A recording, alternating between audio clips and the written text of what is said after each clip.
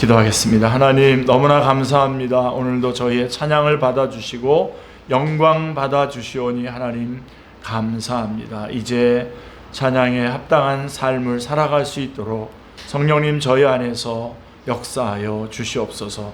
이 시간 말씀 듣습니다.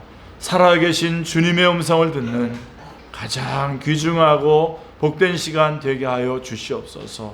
말씀을 들을 때에 그동안 주님 앞에 간구하며 부르짖었던 기도의 응답으로 이 말씀 듣게 하여 주시옵시고, 또 말씀 들을 때에 저희들 안에 있는 모든 질병이 다 치유함받게 하여 주시옵소서.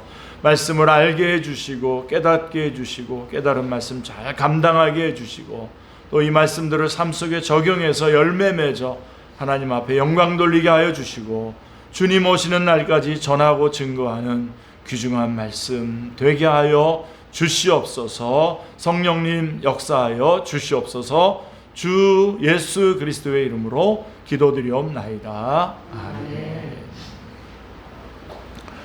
흔히들 하는 말 중에 이런 말이 있습니다. 친한 사람끼리 만나서 이야기할 때에 피해야 할 주제가 두 개가 있다. 바로 정치와 종교 이야기입니다. 자, 왜 그렇습니까? 워낙 민감하고 또 민감하기도 하고 또 모두가 동의할 수 있는 결론을 내리기 어려운 주제이기 때문입니다. 자, 이야기가 격해지면 자칫 싸움이 날 수도 있습니다. 그렇죠? 그러나 이 두 가지는 무작정 외면만 할 수 없는 주제이기도 합니다.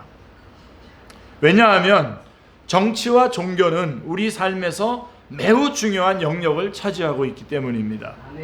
오늘 말씀은 우리에게 하나님 백성의 일원으로서 정치라는 영역을 어떤 관점에서 바라보고 대처해야 하는가를 잘 알려주고 있습니다.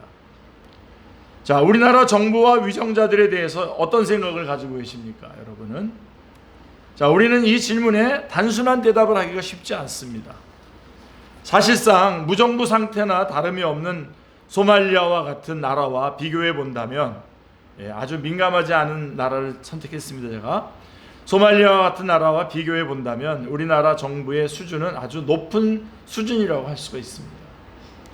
공권력이 우리 삶의 구석구석에 스며들어서 어느 정도 안정된 생활을 보장해주고 있습니다. 또 우리 가까이에 있는 북한처럼 독재자가 장기 집권을 하는 국가도 아닙니다. 한 사람을 향해서 총통각하나 수령님으로 부르지 않아도 됩니다. 그러나 우리는 어떤 정당이 집권을 하든 흠결이 있는 집권자와 잘못된 제도로 인한 괴로움을 겪고 있기도 합니다. 어떤 지도자는 성경적인 가치관에 역행하는 정책을 시행하려고 하고, 어떤 지도자는 무능하거나 지나치게 권위적이기도 합니다.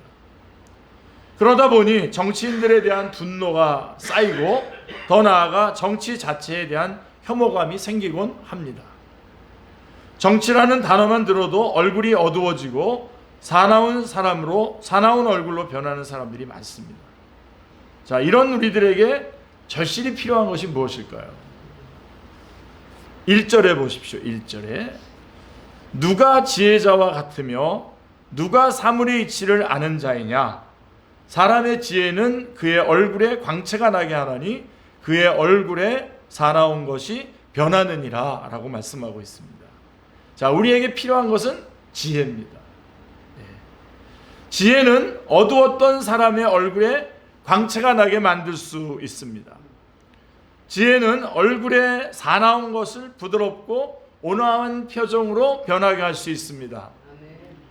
지혜가 있다면 이 불의하고 위험한 세상에서 큰 해를 입지 않고 평안하게 살아갈 가능성을 높일 수 있습니다. 자, 그런데 문제는 우리가 지혜가 부족하다는 겁니다. 지혜가 부족해서 인생의 미로를 헤맬 때가 있습니다. 자, 이런 우리에게 전도자는 지혜의 빛 아래서 세 가지 조언을 우리에게 들려줍니다. 세 가지 꼭 기억하시길 바랍니다. 첫째로 권위에 복종하라는 겁니다. 권위에 복종하라.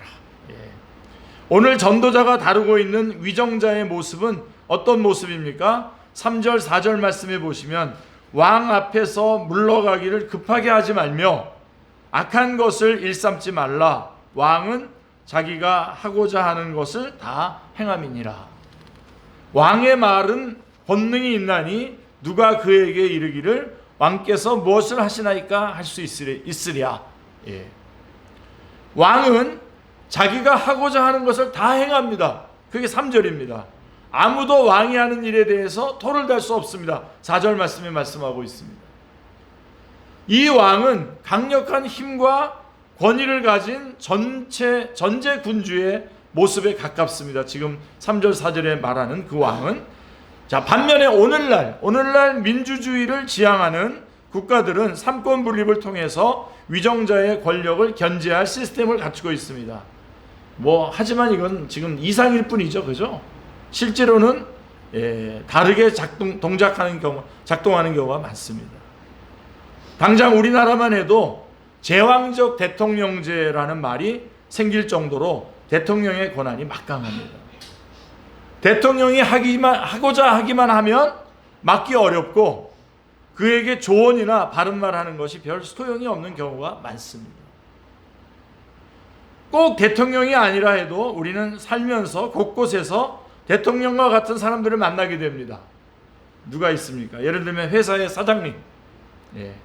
사장님이 하려는 것을 누가 말릴 수 있겠습니까? 또 사장의 말은 회사 안에서는 곧 법이나 마찬가지입니다. 또 학교에 가면 교수님이 왕이죠. 교수님에게 찍히면 학위는 물 건너갑니다. 대학원생들은 그래서 그분 앞에서 다들 전전긍긍하죠. 축구 경기만 해도 심판이 왕입니다. 심판이 옵사이드라고 하면 옵사이드입니다. 페널티킥이라고 하면 페널티킥인 것입니다. 그래서 오심도 경기의 일부다라고 하는 말까지 생겼습니다. 이런 상황에서 사람들은 답답함을 느끼게 됩니다.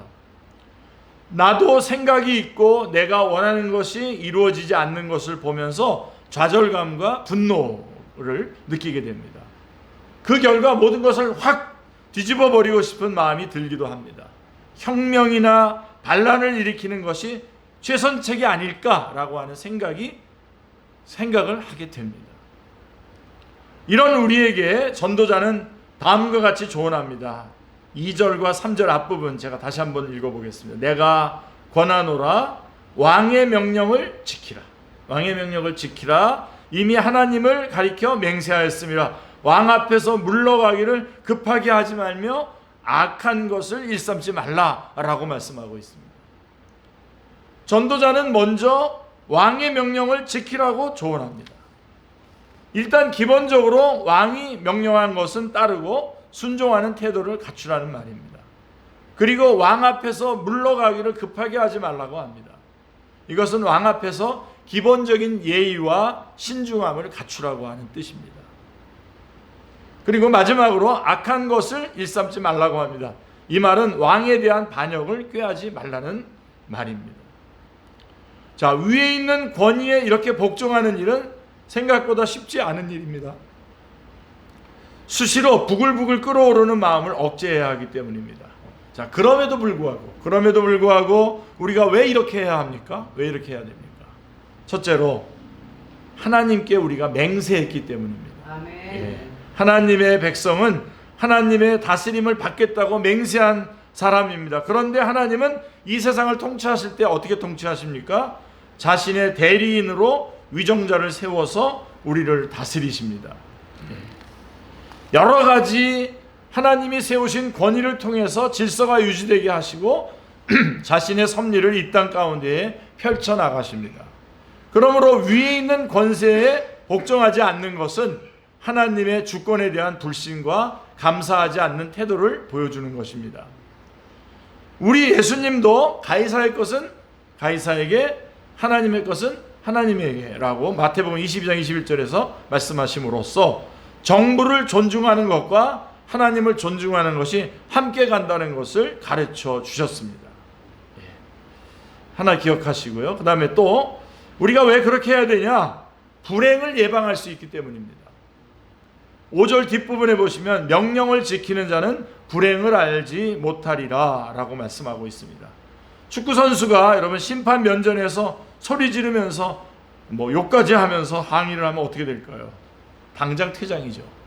퇴장당할 뿐만 아니라 한 사람이 퇴장당하면 그건 뭐 팽팽한 게임 패배할 가능성이 높습니다. 공항에서 세금만 원에게 핏대를 세우면서 따지면 어떻게 될까요? 몇 시간 동안 잡혀서 모든 짐을 샅샅이 수색을 당하게 될 것입니다. 자, 직원이 냉정을 잃고 사장에게 욕하면 어떻게 될까요? 뭐 당장 해고를 당하기 쉬울 것입니다.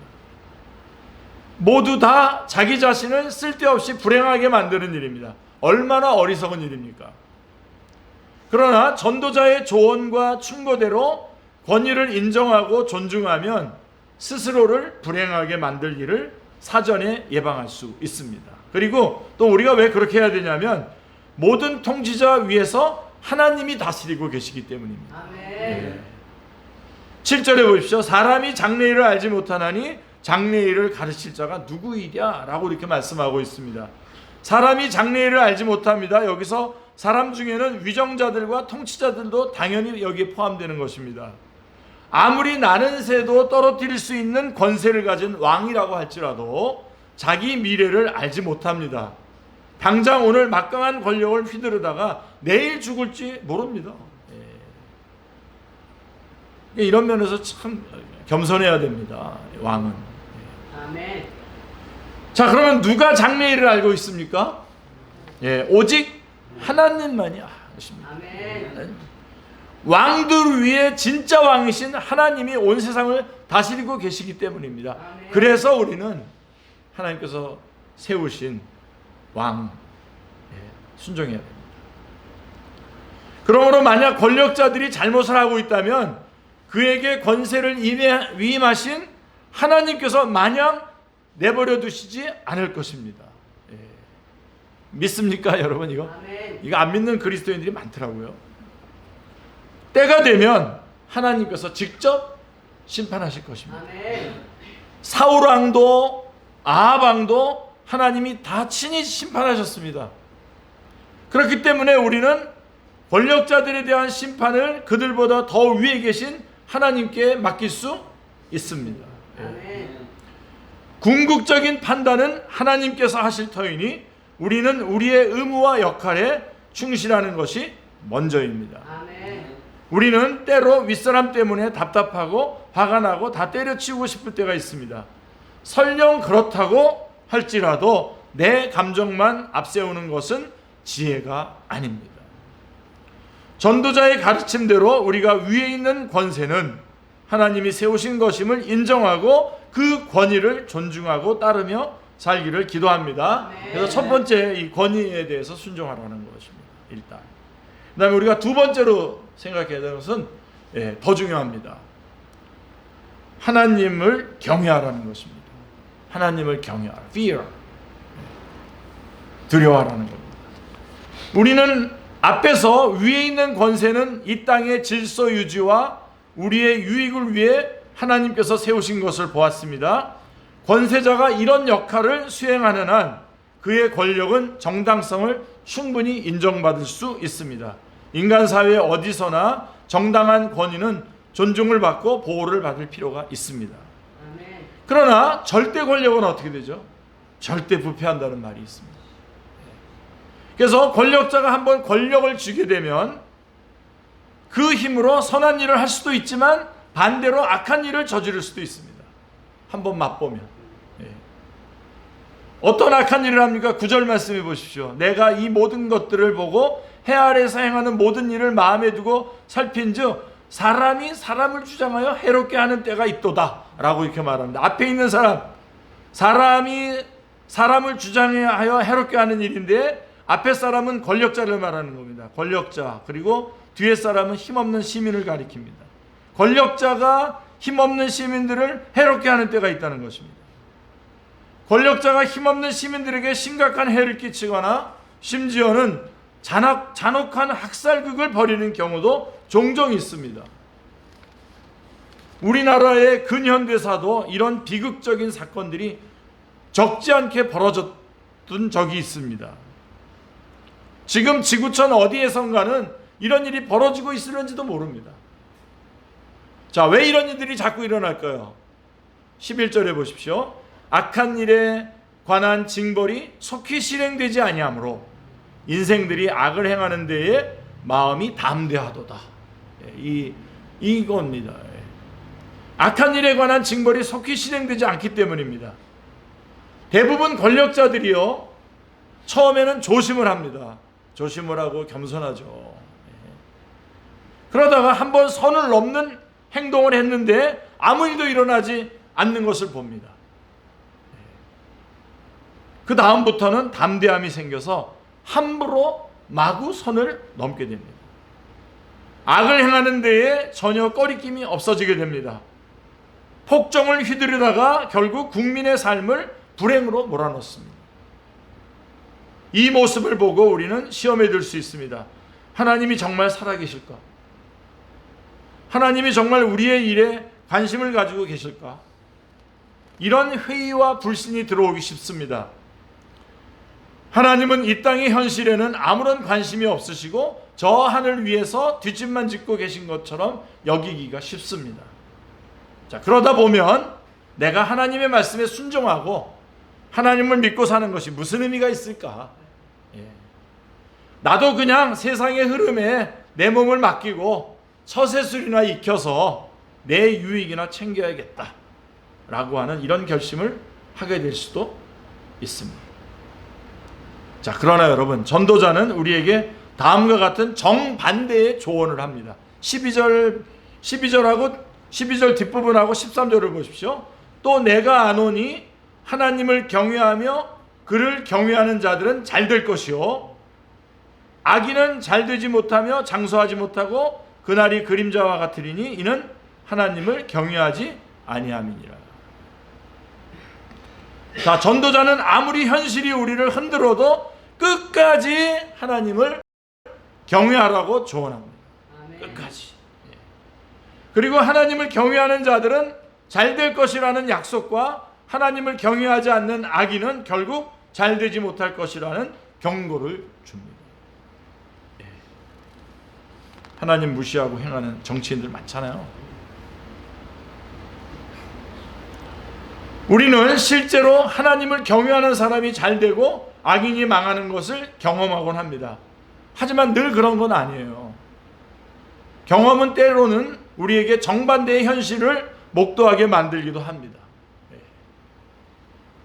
전도자의 조언은 경험적 관찰만으로 증명될 성질의 것이 아닙니다. 이거 잘 정리하셔야 돼요. 우리의 경험만 가지고선 판단할 일이 아니다라고 하는 것입니다. 하나님을 경외하는 자가 잘 되고 악인이 망한다는 것은 어디까지나 전적으로 믿음의 영역에 속한 것입니다. 우리 믿음에 관한 것입니다. 만약 죽음으로 모든 것이 끝이라면 전도자의 믿음은 억지 주장처럼 들릴 수 있습니다. 그러나 신약 성경의 빛 아래에서 이 말씀은 새로운 조명을 받습니다. 신약 성경에 늘 아시죠? 전도서가 질문하고 다른 성경, 특별히 신약 성경이 대답하지 않습니까? 예수님은 제자들에게 두 가지 종류의 부활이 있음을 다음과 같이 가르쳐 주셨습니다. 요한복음 5장 28절 29절을 보십시오. 이를 놀랍게 여기지 말라. 무덤 속에 있는 자가 다 그의 음성을 들을 때가 오나니 선한 일을 행한 자는 생명의 부활로 악한 일을 행한 자는 심판의 부활로 나오리라. 다 부활합니다. 우리 다 죽고요. 다 부활합니다.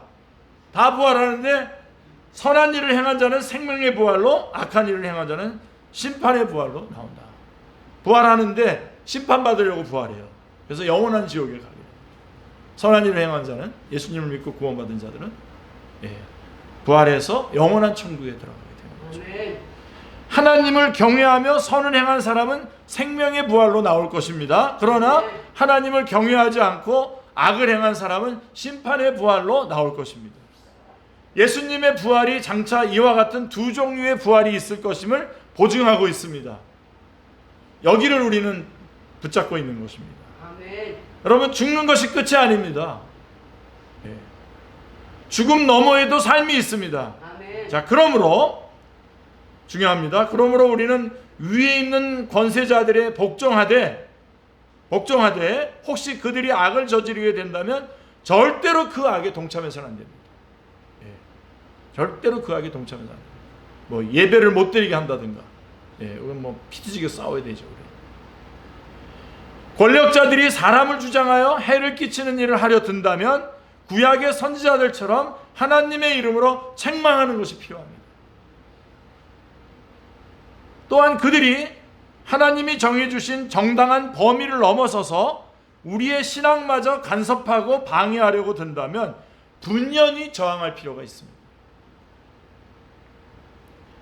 이런 삶을 산 좋은 예가 바로 누굽니까? 다니엘입니다.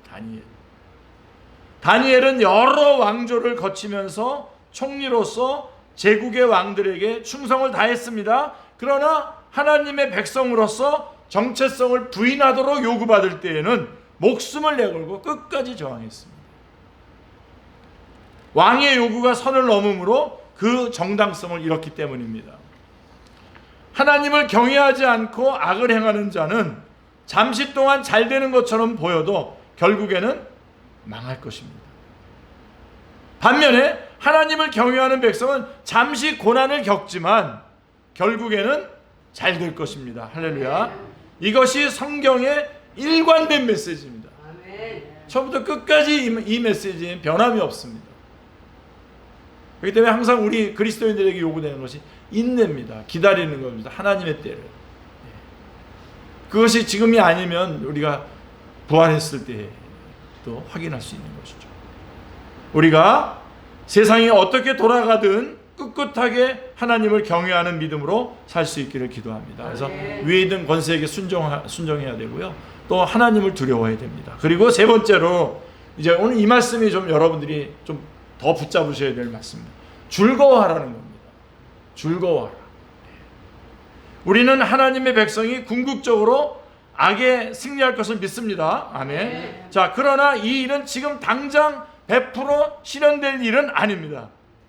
완전한 승리는 먼 미래의 일입니다.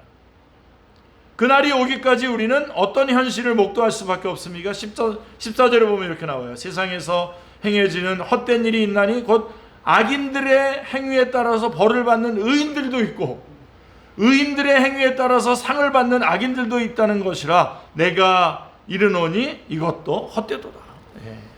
그러니까 우리는 악인들의 행위에 따라서 벌을 받는 의인들과 의인들의 행위에 따라서 상을 받는 악인들의 모습을 보게 될 것입니다. 현실에서는 굉장히 모순된 모습을 볼 거라는 겁니다. 얼마나 말도 안 되는 말입니까? 이런 모순이 어디에 있습니까? 그러나 세상에서 종종 일어나는 현상입니다.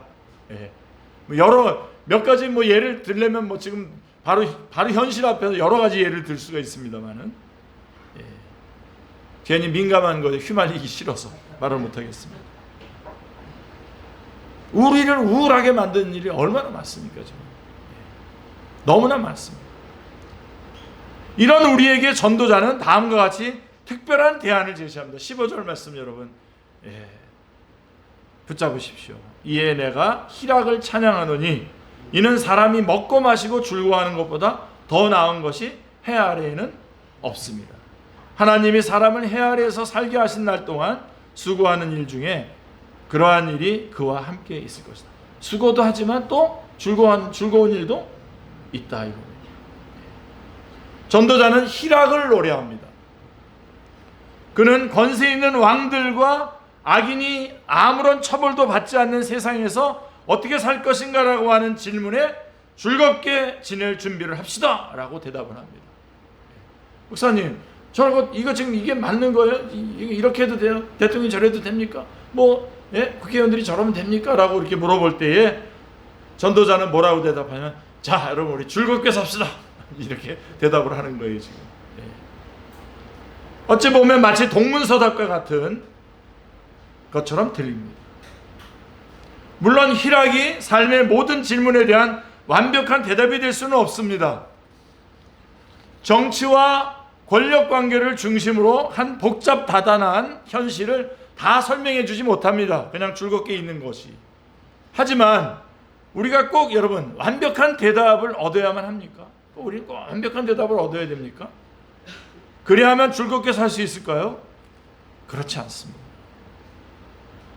여러분, 비록 수능을 망쳤더라도 수능날 근사한 저녁 먹을 수 있잖아요. 안 되는 거예요? 수능 망치면 밥 잘 맛있게 먹으면 안 돼요? 네. 일주일 내내 직장 상사에게 시달렸더라도 주일 예배 때에 만복의 근원이신 하나님을 힘차게 찬양하고 성경 공부 모임에 참여해서 은혜를 받을 수 있습니다. 아멘. 똑 떨어지지 않아요. 마음 여전히 찝찝한 채로 옮겨옵니다. 자, 이렇게 예배드릴 수 있는 은혜, 이 희락을 누가 주셨습니까? 하나님이 주셨습니다. 아멘. 해 아래에서 땀 흘려 수고하는 일만 주신 것이 아닙니다. 그 와중에 먹고 마시고 즐거워하는 것도 주셨습니다. 아멘. 그래서 하나님은 우리가 너무 우울해하지 않도록 하십니다. 아멘. 수많은 고민들로 인해 지나치게 심각해지지 않도록 하십니다. 아멘. 특정 정치적인 이슈에 목숨 걸 필요가 없습니다. 내가 원하는 후보가 당선되지 않았다고 해서 세상이 당장 무너지는 것 아닙니다. 더 오버하는 건 이거예요. 내가 싫어하는 후보에게 투표했다고 해서 그 사람까지 덩달아 미워하는, 정말 오버합니다. 이거는. 그런 사람하고는 안 사귀고 싶어요. 그런 말을 굳이 하는 사람도 문제지만, 정치에 너무 무관심한 것도 문제이지만 정치에 너무 매이는 것도 큰 문제입니다. 정치보다 훨씬 더 중요한 것은 내 주위에 있는 소중한 사람들과 함께 식탁에 모여서 하나님께 감사 기도를 드리고 즐겁고 맛있게 식사를 하는 것입니다. 아멘. 우리가 어떻게 이렇게 할 수 있을까요? 불의하고 어리석고 곳곳에 악이 만연해 있는 세상 속에서 여전히 하나님의 선한 통치가 이루어지고 있음을 믿기 때문입니다. 아멘. 우리가 보이지 않지만 분명히 하나님의 그 선한 통치가 지금도 이 안에서 이루어지고 있기 때문입니다. 아멘. 하나님이 정하신 때가 되면 하나님이 삐뚤어진 모든 것을 바로잡으시고 공평과 정의로 다스리시는 하나님 나라를 이루실 것을 우리가 믿기 때문입니다. 아멘. 은혜롭고 자비하신 하나님께서 팍팍한 현실 속에서도 때마다 우리에게 선물을 내려주신다는 사실을 믿기 때문입니다. 아멘. 우리가 권세에 복종하고 하나님을 경외하며 즐거움을 누림으로 불의하고 위험한 세상을 지혜롭게 헤쳐나갈 수 있기를 기도합니다. 아멘. 우리가 주님의 선한 힘을 힘입어 힘차고 유쾌한 하루하루를 보낼 수 있기를 기도합니다. 아멘. 하나님을 믿기 때문입니다. 아멘. 선하신 하나님을 믿기 때문입니다. 아멘. 선하신 하나님의 분명한 정확한 심판을 믿기 때문입니다. 아멘. 기도하겠습니다. 하나님 아버지, 감사합니다. 이 땅의 현실, 모순된 현실들을 보면서 하나님, 저희가 낭망하고 좌절하고 모든 것을 중단하고 싶을 때에도 하나님, 저희가 오늘 주신 말씀 기억하게 해 주시옵소서. 하나님의 선하신 통치가 지금도 이루어지고 있음을 믿게 하여 주시고, 우리에게 아주 어두운 팍팍한 현실 속에서도 하나님께서 우리에게 주신 선물이 있다는 것을 저희가 기억하기에, 하나님, 이 땅에서 주님 의지하며 모여서 함께 기도하며 주님의 푯대를 향하여 달려갈 수 있음을 하나님 감사합니다. 그러한 복된 삶을 매일매일 주님 나라 갈 때까지 저희가 살아가게 하여 주시옵소서. 주 예수 그리스도의 이름으로 기도드리옵나이다. 아멘.